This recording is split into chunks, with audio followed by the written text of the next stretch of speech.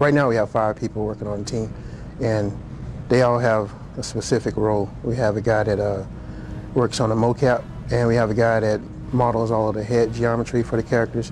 We have a guy, which is me, that models the bodies for the characters. We have a guy that textures the characters and makes them look pretty and nice and gritty or whatever. And we also have a guy that generates level of detail models for the characters. After you get a solid design, you model the character in 3D, and that's the key part of the process, the modeling, because without the modeling, the characters, no matter how good the textures turn out, the character might not look as real as we like it to be. So modeling is very key. So we model the character and we skin the character so that he can animate, and then we generate LODs, level detail models, and then we export the character and put him into the game engine and see how he works out. And then it's a lot of tweaking involved. Sometimes it never works perfectly first time, so we'll go back and retweak the geometry or textures or whatever, and then export the character again and put him back into the game. The Ghost Recon characters are very different from the characters in Rogue Spear, because obviously polygon count, we have a higher polygon budget on the Ghost Recon characters, but beyond that, the Ghost Recon characters have a lot more bulk than the Rogue Spear characters, because Rogue Spear characters had to be sneaky and quiet and stealth, take a stealth approach, and they couldn't carry as much gear. And the Ghost Recon characters, they have to carry a lot of gear, so they look, you can immediately see the difference because they look bulky and they have a lot of packs and all kind of gear on them. So they look a lot heavier, and they have to because it's a different type of game. They're not so much concerned about the close quarter combat or the stealth. They just get in and try to get out. Well, the whole key to this type of game is realism and trying to be authentic. And we felt that the best way to capture the realism was to capture a real person. And we've done that throughout all the Rainbow projects, and including this Ghost Recon project. And we felt that why break a good thing when it works? So yeah, that was a challenge because we tried a couple of different things.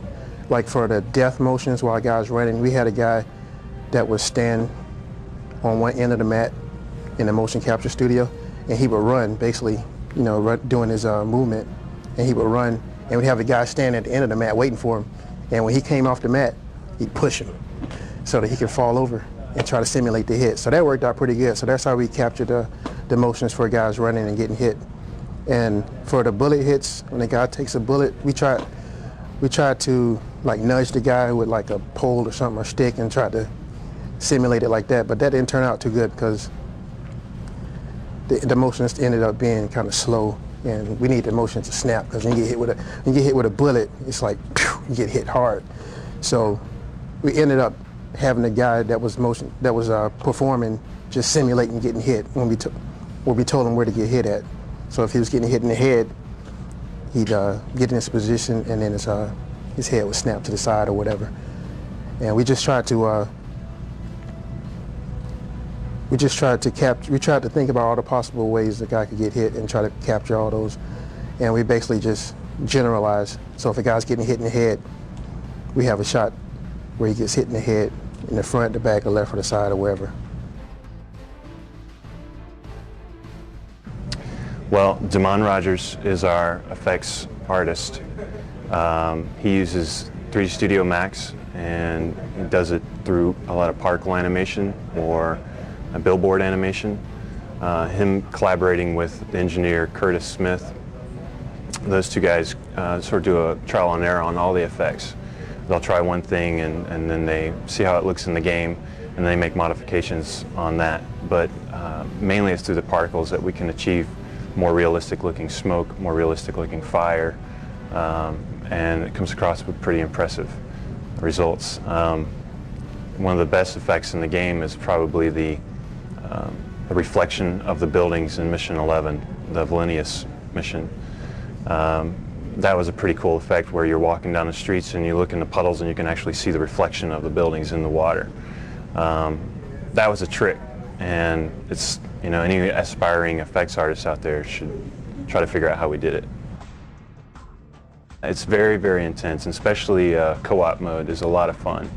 When you're playing with a guy sitting next to you, or even via the internet, you know, or somebody in a different room, and you're walking around together trying to take out the enemies. There's a lot of anxiety about, you know, what you're doing next. It's a lot of fun.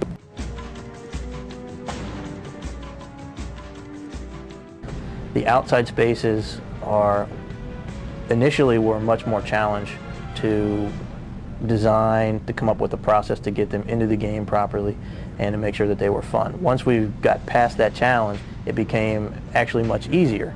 Once we had the basic play mechanics figured out and the things that we knew worked, then it was much easier to implement those on later missions. Where on Rainbow Six or Rogue Spear, you had to continually design as you went, and with a smaller team we didn't have as much opportunity to revise what we had put in. I think what they'll like most, and what I like most about it, is that it follows the same lines as the Rainbow Six series in terms of overall kind of look. We've established our own type of look, but it takes it 10 times better. We've added much better lighting, and that's one of the first things people noticed when we started releasing screenshots and things, was the lighting is a lot better. So you have the same knowledge and kind of, you feel comfortable with the technology when you're playing the game, but it just looks so much better. And we've been able to do so many more things that we've always wanted to do in the Rainbow series. The Ghosts are a special forces unit in the U.S. Army. They're Green Berets. They don't get all the tough assignments. They get a lot of tough assignments, but then the Green Berets always get a lot of tough assignments. To the player who's playing the game, you might feel like, oh, you're single-handedly fighting the war, but really what's going on is there are lots of units like the Ghosts who are out doing things in parallel with you. There are lots of armored divisions and other special forces units who are doing missions. You just don't hear about them because you're focused entirely on what you're doing. We do have some specialist characters that get brought in if you complete special mission objectives, and those are drawn from other backgrounds. Some of them are U.S. Army Special Forces, some are British or German units that are British or German soldiers that are temporarily attached to your unit. Some of them are partisans that you might find fighting alongside the people you're trying to help, and some of the other missions that are brought in to be temporarily attached to units. So there's a wide variety, but the core team is all special forces. Keep moving. There's a tremendous temptation to sort of just stop and snipe at the enemy at a distance and say, oh, there's somebody, I'll shoot at him, I'll shoot at him. And that works in a lot of shooters. What will happen in Ghost Recon is that the AI will come after you if you do that. And so if you intend to just sort of hang back and pick people off from a distance, that usually doesn't work very well. The other big tip is be sure to use your other teams. By sending your other fire teams in along with you, by using the command map, you can deliver a lot of firepower really quickly and totally overwhelm the enemy before they even know what hits them. Whereas if you go in by yourself, you're really relying entirely on your own twitch skills, and with sort of the one-shot kill thing, it's hard to take somebody out that way. Okay, well, I think that every producer is going to be different in the sense that we're all kind of jack of all trades. With me, my background kind of brought some music and audio experience into the fold, and so I was able to work with Brian a little bit and develop some high-level ideas for the game, and then we'll pass that along to the team and see that idea come to fruition.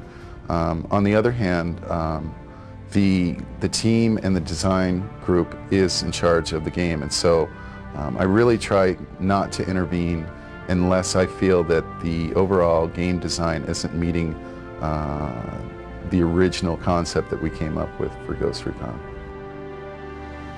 We work with Soundelec's Design Music Group, and it isn't the first time that we've worked with them. We've worked with them on several titles in the past. And I think it's through those past experiences that we've both learned and grown in terms of what makes good game audio content. And so this time around, Soundelec set up a firing range and did some live weapon fires out there.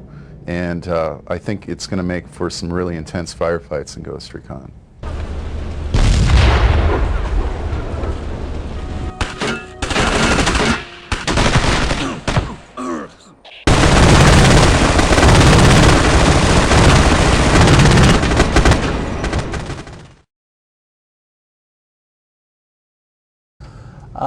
Well, right now Ghost Recon is super fun. It's very intense, very loud, very in your face, lots of action, lots of explosions, just lots of big effects. It's like Rogue Spear on steroids. I mean, it's so huge. Every time I play it, I just start breaking out in cold sweats and getting all scared and start ducking my head and peeking around corners. It's just a really, really intense game. Well, I like to think it's really just a balance of both. It has its combat sim in that it's realistic. One shot, you die. One shot to the head, you're dead. Shots to the leg, you know, you're limping around, you're seriously impaired. However, it's also, I mean, we know this is a game. It has to be fun. So we're doing everything we can to make sure that the sounds are so cool. You know, the situations we put the player in and the problems they have to overcome are really fun. So yeah, it's just a nice combination of both. Well, Red Storm's had a nice working relationship with the military and other organizations in the past. However, the nature of our relationship needs to be kept kind of quiet. They've been a great help. They've given us a lot of research material, but as what they've actually given you, I'm sorry, I can't really elaborate further. Well, we wanted the project to be different from Rogue Spear. So that was one of the big challenges, was to not fall into the same niche that we fell into in the past two projects. We wanted this to be its own product that had interesting things aside from what we've done in the past. We've done a lot of modifications on the engine. It's basically been revamped from Rogue Spear. We use a few of the same collision detection methods, but the whole engine and the way the loop works is completely different. We use a message passing architecture that's going to allow the multiplayer aspects of the game to be much more stable. Well, there's a new multiplayer game type that I'm excited about. The player's going to be able to take AI backup with him when he plays a multiplayer game. So you can play against your buddies and their AI backup versus you and your AI backup. So I think that's going to make for some very interesting gameplay experiences. We tried to cut out a lot of the glitching, a lot of the feet shuffling and sliding. A lot of that happened in the Rogue Spear and Rainbow Six. So the character animator worked real hard at trying to prevent that, and I think he pulled it off pretty well. Well, I would have to say that my favorite thing about the game, that's another point that's hard to like pinpoint. The only thing that comes to mind are like the labors of love. It's the user interface. Sloan Anderson worked on the user interface, and he went through so many iterations of the shell and the user interface to try to get it perfect. We went through it with fine-tooth comb. We've gone through it back and forth, trying to make sure that it's intuitive, that you know, that it's sophisticated, and because of the number of things that you can do out on the battlefield are represented by the shell, it has to be sophisticated. It has to be a sophisticated shell, and it has to be intuitive for the player. So we really did go back and forth through that so many times just to make sure that it was workable. You know, a lot of games, you get through the game and you don't recognize the shell. Well, if you don't recognize the shell, that means it actually did its job. It's one of those understated, you know, players in the game. My favorite mission is the battlefield. Actually, that's not giving much away because it was shown at a few of the press events. The reason that it is the most, my favorite is that it is probably the most realistic representation of war that I can come up with. Luckily, I have never had to be in actual war, so to me it represents what I feel war would be like.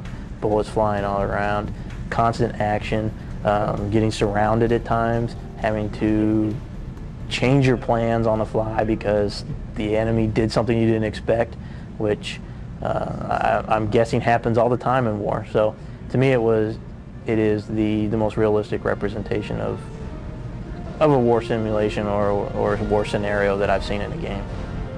The gameplay in Ghost Recon is just incredibly intense for me. Sticking your head around corners, just knowing that at any instant you can die. When you hear bullets whizzing over your head, you can't find who's shooting at you. That whole feeling for me is just incredible. It just makes the adrenaline start flowing. Well, the graphics are great, the gameplay is great, but the big thing I think that's really going to stand out is the way the AI works. We've really improved on how the enemies react. They're going to throw grenades at you and flank you and do all kinds of interesting things that'll surprise the player. Oh, there's tons of exciting projects that I'm utterly unable to talk about. Would you classify that as top secret? Yes, I would.